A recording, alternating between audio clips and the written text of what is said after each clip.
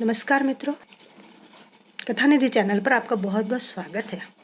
आज मैं आपके लिए लेकर आई हूँ चित्रा मुद्गल लिखित एक कहानी जिसका शीर्षक है दुल्हन। चित्रा मुद्गल की कहानियाँ मानवीय अनुभूतियों को इस तरह से अभिव्यक्त करती हैं कि वे हमारे मन को छू जाती है और बहुत अपनी सी लगती हैं।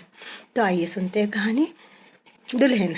अगर कहानी आपको पसंद आ जाए और आएगी ही तो आप उसे लाइक और कमेंट करके ज़रूर बताएं। अगर मेरे चैनल पर को अभी तक सब्सक्राइब ना कर पाए हों तो सब्सक्राइब ज़रूर कर लीजिएगा। तो चलिए सुनते हैं कहानी दुल्हन। पसीने से नहाए हुए वह जेठ के तपते सन्नाटे को दरवाजे पर छोड़ देहरी लांघने को ही हुआ कि एकाएक ठिठक गया। किसी के उबकाने के तीखे तीखे स्वर सुनाई दिए। कौन हो सकता है? अनी होगी क्या?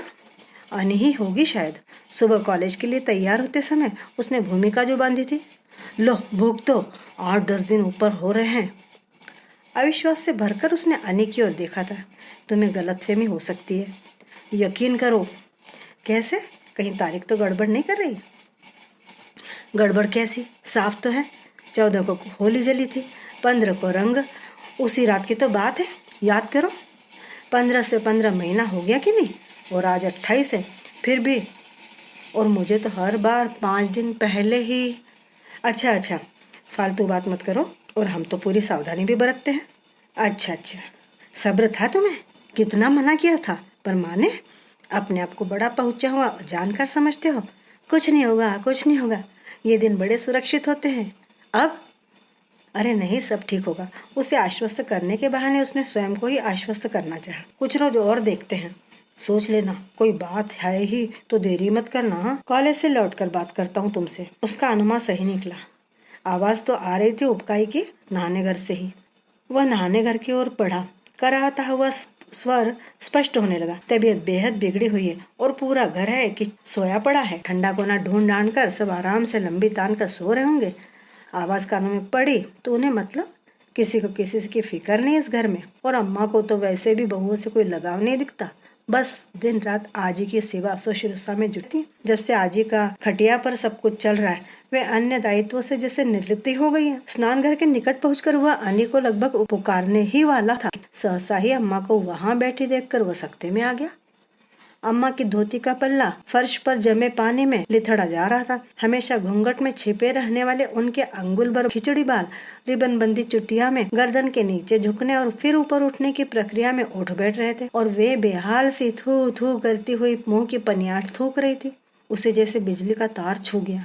वो एकदम से पलटा। दिमाग में कई ख्याल आने लगे। फिर उसने अपने आप को आश्वस्त करना चाहा। अरे अम्मा गर्मी खा गई होंगी या खाने पीने में कोई गड़बड़ हो गई हो। हैजा भी तो बुरी तरह से फैला हुआ है आजकल इस इलाके में। अम्मा का 2.5 साल पुराना स्वरूप उसकी आंखों के आगे नाचने लगा। शन्नों का अस्तित्व समेटे उनका पेट डबल रोटी सा फूल आया था।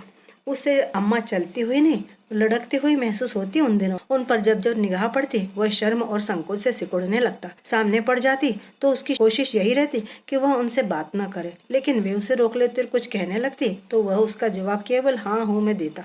उन दोनों के मध्य मौजूदा हालत को लेकर जो तनाव की शुरुआत हुई उसे खुल्लम खुल्ला अभिव्यक्ति करने का वह दिन उसे अच्छे से याद है, जब उसने पहली बार अपना विरोध अम्मा पर यूं जाहिर किया कि तनख्वाह मिलते ही घर के हिस्से की किस्त उसने अनी के हाथ उनके पास भिजवाई। अम्मा इतनी क्रुद्ध हुई कि उन्होंने वे सारे नोट उठाकर अनी के मुंह पर दे मारे। घबराई हुई अनी ने अपनी स्थिति स्पष्ट की थी। उन्होंने दिए और मैंने आपको लाकर दे दिए। मैं बीच में कहाँ आती हूँ अम्मा? ऊपर बैठे हम, चलकर बात कर लीजिए। न लेने हो तो उन्हें ही रुपए लौटा दीजिए आप। लेकिन अम्मा ने उसकी एक न सुनी। चीख चीख कर पूरा घर सिर पर उठा लिया था। अब कहने सुनने को बाकी क्या रह गया है? जूते लगाने भर की कसर रह गई है, सो वह भी कर ले आकर। अम्मा के व्यवहार से आहत अनी आवेश से कांपती हुई कमरे में घुसी और पलंग पर ही ढेर होकर फूट फूट कर रोने लगी थी। उसने सारा प्रकरण सुन लिया था। बेवजह ही अनी को प्रताड़ित होना पड़ा था। मनाने के लिए वो आगे बढ़ा तो वह तमक कर हाथ झटकते हुए बोली, छूने की कोशिश की तो अटारी से नीचे कूद जाऊंगी। माँ बेटे के नाटक से मुझे क्या सरोकार? जो कुछ कहना सुनना है खुद हिम्मत क्यों नहीं करते? मेरी फजीयत करवाते हो। आगे से मुझे बीच में ढकेला ना, तुमसे बुरा कोई ना होगा। ऊपर अपने कमरे में पहुंचकर देखा अनी कोहनी पर हाथ रखे चित्त सो रही थी, दाहिनी बाह से शन्नों को बगल में सिमटाए हुए। बंदरिया के बच्चे से चिपटी पड़ी अबोध शन्नो इतनी प्यारी लग रही थी। जमुना पारिन बड़ी भाभी टिटोली किया करती है, कुछ भी कहो लाला, यह पेट पोंछन हूबहू गई तो तुम पे ही है। पुतलियों का भूरा रंग तक तो नहीं छोड़ा उसने, एकदम तुम सा। कई बार मन हो आया कि सोती हुई शन्नो की पलकें उठाकर पुतलियों का रंग देखे। क्या वाकई उसकी पुतलियां भूरी है, उसी की जैसी? कभी कभी उसे लगता कि शन्नो को खूब प्यार करे, खूब उसकी चुम्मी ले, लेकिन अम्मा का डबल रोटी सा फूला देह याद आता तो शन्नो की ओर बड़े ही उसके हाथ छूने से पहले ही ठिठक जाते और एक तिलमिलाहट उस पर हावी हो जाती। 6 भाई बहनों में सबसे छोटा वही था। अब नहीं रहा। शन्नो ने उसके इस एकाधिकार को छीन लिया। उसे अच्छी तरह याद है, जब वह 8-1 साल का था तब काकी को पुष्पा हुई थी। उसे बच्चे को देखने की बड़ी चाह रहती, लेकिन सभी ने उसको डरा रखा था कि सौर घर में जाना नहीं और बच्चे को हाथ लगाना नहीं। एक दिन वह अम्मा से पूछ बैठा, अम्मा, काकी बच्चा कहाँ से लाई? बाजार से खरीद कर। तो फिर तुम भी मुझे बच्चा ला दो एक, मैं काकी के धुन्नों को कभी हाथ नहीं लगाऊंगा, उसने रोज से भर कर कहा। ठीक है ला दूंगी, जरा पैसे जोड़ लो, खूब लगते हैं पैसे, अम्मा ने उसे बहलाया। कुछ दिनों के बाद वह अपनी इस जिद को भी भूल गया। फिर धुन्नो भी बड़ी हो गई और उसके साथ खेलने लग गई। वर्षों बाद जब अपनी इस धुन्नो वाली कामना का बाल सुलभ हट वास्तविकता में अंकुरित होने लगा, तो इस उम्र में छोटी बहन या भाई पाने की कल्पना मात्र से ही वह बड़ा लज्जित हो उठा। सबसे बड़ी जिज्जी तो 4 बच्चों की माँ थी और अपनी बेटी रंजना की भी शादी कर चुकी थी। बड़े और मझले भैया के बच्चे कॉलेज जाने लगे थे। गीता और सुषमा भी 1 और 2 बच्चों की माएँ बन गई थी। खुद उसकी शादी का भी 4था साल चल रहा है। उसके बच्चे नहीं हुए तो क्या, ये तो उसी के और अनी के निर्णय की वजह से। शादी की पहली रात को उन्होंने तय कर लिया था कि जब तक अपनी थीसिस पूरी करके वह दाखिल नहीं कर देता और किसी डिग्री कॉलेज में प्राध्यापक नहीं बन जाता, वे संतान के विषय में नहीं सोचेंगे और भूले भटके के कहीं कुछ गड़बड़ हो ही गई तो सफाई करवा लेंगे। अनी को डर लगा था, अगर आगे नहीं हुए तो अरे अनाथालय से गोद ले लेंगे, किसी एक बच्चे का भविष्य सुधार देंगे। तब अनी केवल मैट्रिक पास थी और उसे वह आगे पढ़ाने का इच्छुक था। शादी के बाद उसने फर्स्ट ईयर की परीक्षा में अनी को प्राइवेट कैंडिडेट के रूप में बिठवाया। अनी बहुत अच्छे से पास हो गई थी। तब अनी उत्साह से भर गई और स्वयं परिश्रम करने लग गई। अब तो वह बीए फाइनल की तैयारी कर रही है। एक अम्मा है, न कुछ सोचना चाहती न समझना, दकियानूस है बिल्कुल, जैसे बच्चा पैदा करने की मशीन बन गई। उसे अपने आप पर ही शर्म आ गई ऐसे सोच पर, लेकिन वो क्या करे। अम्मा हमेशा फूवर्ड ठिठोलियों में रस लेती और आनंदित होती, तो उनके बेलिहाज बेशर्मपने पर उसे बड़ी शर्म आती। सामने जवान बेटा खटिया पर बैठा हो तब भी संकोच ना करना। वे आंगन में दुबके सर्दियों के दिन थे। मांस पिंड के रूप में आकार लेती शन्नों के दिन, गुनगुना घाम था और खटिया पर आराम से वह थीसिस से संबंधित संदर्भ पुस्तक पढ़ने में लीन घाम सेक रहा था कि सहसा नाउन काकी की पारखी चुहल ने उसकी तन्मयता भंग की। अरे दुल्हन, तुम अब कुछ है का?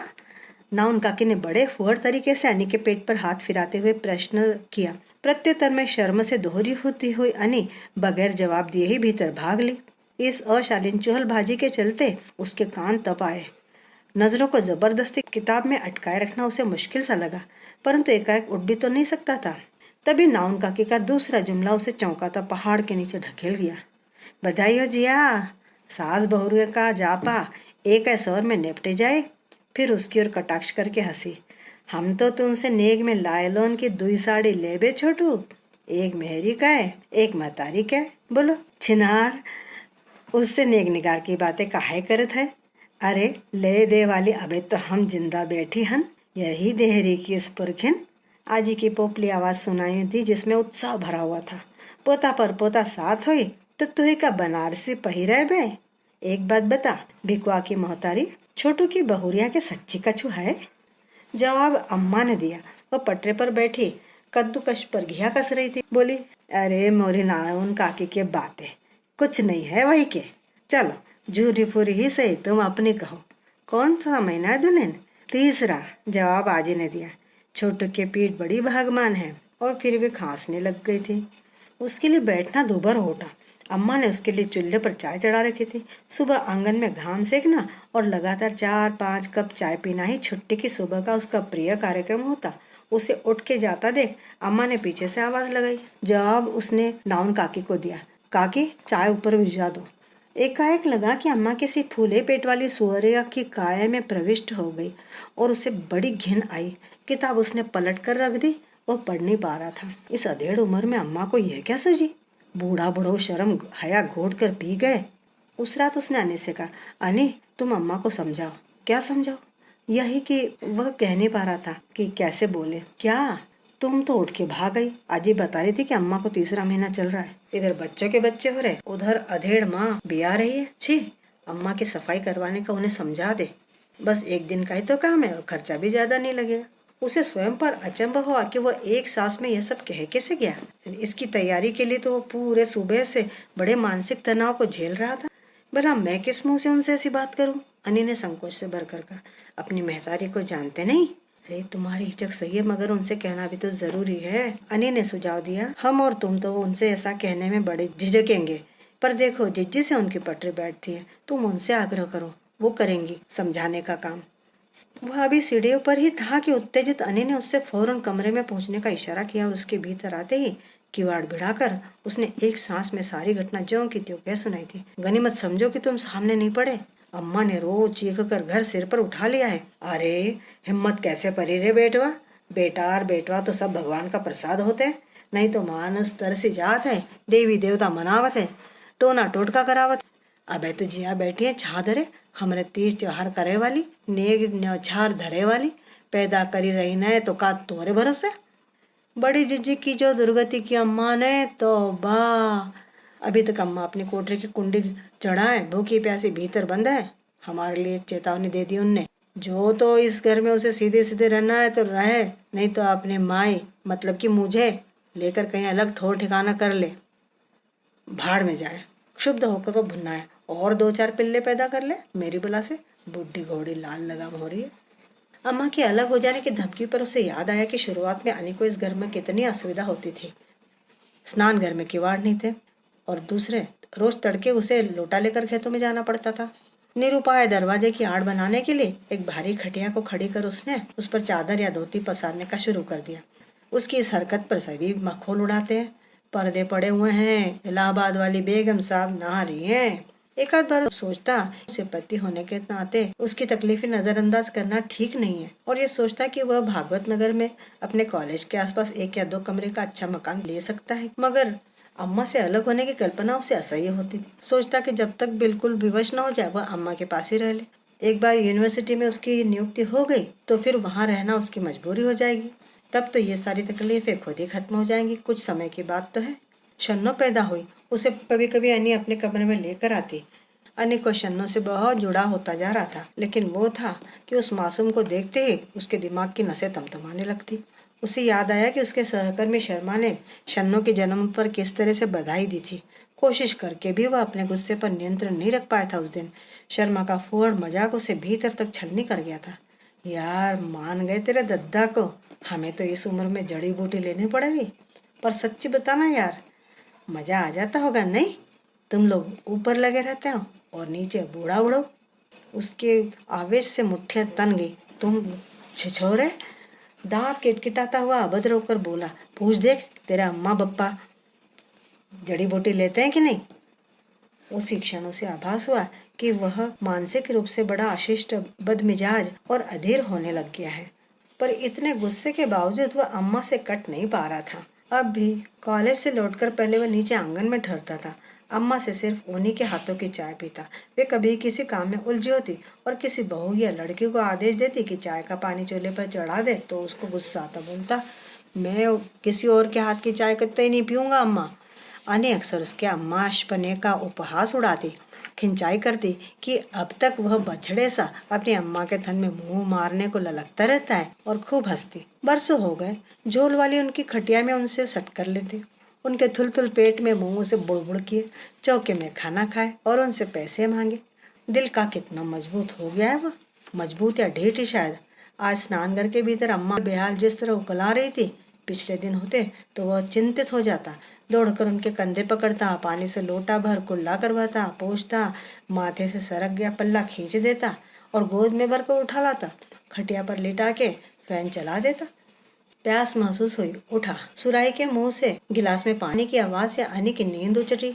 वह उठ बैठी। अरे कब आए? खुले हुए बालों को हाथों से मरोड़ कर जूड़े में बांधते हुए उसने पूछा। घंटा भर हो गया। अरे तो जगाया क्यों नहीं मुझे? पता नहीं आजकल क्या हो गया है, ऐसे बेहोशी की नींद आती है। पलंग से नीचे उतरकर साड़ी की प्लीट्स ठीक करती हुई वह बोली, क्या लोगे? चाय पिलवा? तो तुम्हें एक बढ़िया समाचार दूं, पहले ही बता दो। वो ठुमकी, बैठ कर बात करते हैं, चाय तो लाओ। अनी सिर पर पल्ला लेती हुई नीचे उतर गई। दिमाग में अम्मा वाला प्रसंग कौंधा। अनी से पूछकर शंका निवारण कर ही लेता, फिर लगा पूछकर क्या करूं, जो होगा देखा जाएगा, उसे कौन बदल सकेगा। आज उसका मूड कुछ हल्का और प्रसन्न है। हालांकि सुबह अनी ने जिस गड़बड़ का संकेत दिया था उसे लेकर वह दोपहर तक चिंतित रहा।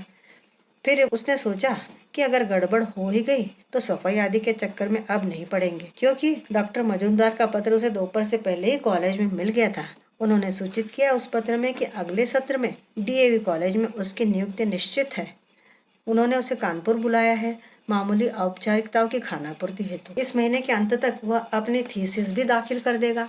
मन ही मन सोचता रहा है कि जब कानपुर जाएगा तो सतीश से कह आएगा अपने आसपास 2-3 कमरों का एक अच्छा सा मकान देख कर रखे। मित्र की पत्नी का साथ मिलेगा तो अनी को वहाँ अकेलापन भी नहीं लगेगा। रात को वह बड़ी देर से सोया और मुंह अंधेरे ही रोने पीटने के शोर ने उसे चौंका दिया। कुछ पलों के बाद घबराई हुई अनी आकर उसे झकझोरने लगी। उठो उठो उठो उठो ना, अरे आजी। वह समझ गया, अरसे से बीमार और खटिया पर ही पड़ी रहने वाली देह की दुर्गति से छीजती आजी को आज आखिर मुक्ति मिल ही गई। उसने हाथ जोड़ दिए भगवान की तरफ। अनी रूंधे हुए स्वर में अपने हथेलियों को उसके गाल के पास लाती हुई बोली, देखो मैंने कभी किसी को मारे हुए नहीं देखा, मुझे बहुत डर लग रहा है। अरे डर कैसा यार, बस देह से प्राण ही तो निकलते हैं। फिर भी घबराओ नहीं, तुम चलो मैं आ रहा हूँ। सीढ़ियों पर तो कितना अंधेरा है अभी। अरे कमाल है, इतना डरने की क्या जरूरत है। फिर उसकी अस्थिरता और मौके की नजाकत का ख्याल करके वो उठा। चलो मैं सीढ़ियों पर खड़ा रहता हूँ, तुम उतर जाओ नीचे। वह सीढ़ियों के ऊपर खड़ा हो गया, तभी अनी नीचे उतरने को तैयार हुई। आधी सीढ़ियाँ उतरते उतरते अनी फिर पलटी। देखो ऊपर ही मत बैठे रहना, सारा घर जुट गया है, नीचे आ जाना। जवाब दिए बगैर वह कमरे में लौट आया।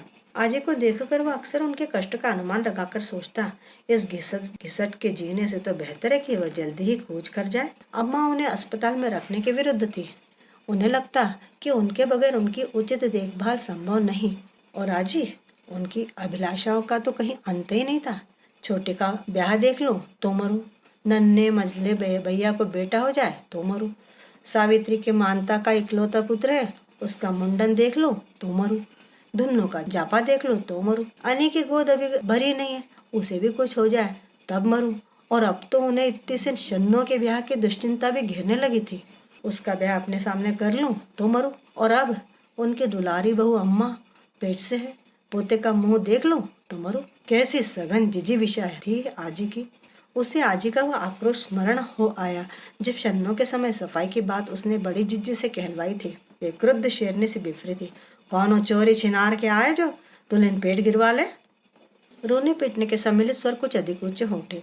अनी की हिदायत उसे याद आई, उसे नीचे होना चाहिए। वह फुर्ती से बदन पर कुर्ता डालकर नीचे उतर आया। आंगन में जमघट घेरा डाले हुए था। उसे देखकर लोगों ने हटकर रास्ता दिया। सांत्वना के कतिपय बोल उसे लक्ष्य कर संबोधित हुए, और आजी गठरी से ढकी हुई थी। उनके पांव के करीब अम्मा बैठी दिखी। उनकी पछाड़े खाता रोदन उसे विचलित कर गया। औरतों ने उन्हें संभाल रखा था। उस पर निगाह पड़ते ही अम्मा रस्सा तुड़ाए गाय की तरह आई, दौड़कर बेतहाशा उससे लिपट गई।